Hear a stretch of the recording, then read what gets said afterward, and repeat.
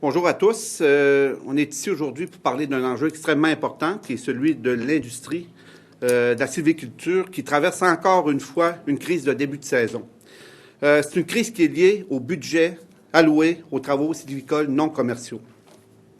Historiquement, le secteur des travaux sylvicoles non commerciaux cherchait une stabilité et une prévisibilité dans l'annonce des budgets.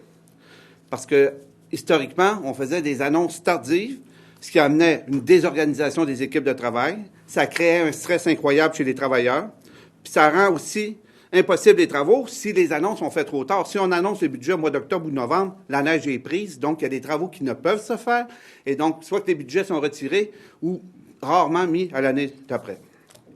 Le 9 février 2015, attendez une seconde, pas de mes lunettes, le 9 février 2015, le premier ministre a annoncé et après un engagement qui allait soutenir l'économie des travaux sylvicoles pour 225 millions par année pour 2 ans. De cette somme-là, était prévu 151 millions par année pour les travaux sylvicoles non commerciaux, les travaux directement sur le terrain.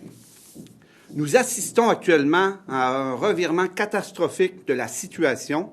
Les employés du ministère de la Forêt, Faune et Parcs ont reçu l'ordre du ministre d'allouer seulement 75 des budgets, soit 113 millions sur les 151 millions, des coupes directes de 38 millions de dollars dans les travaux sylvicoles non commerciaux au Québec.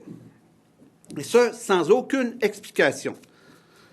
Pourtant, l'annonce du 9 février 2015 de par le premier ministre confirmait un budget de 151 millions pour 2016.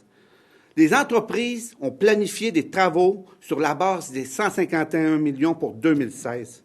Ils ont planifié des embauches sur la base des 151 millions. Ils ont assuré des emplois.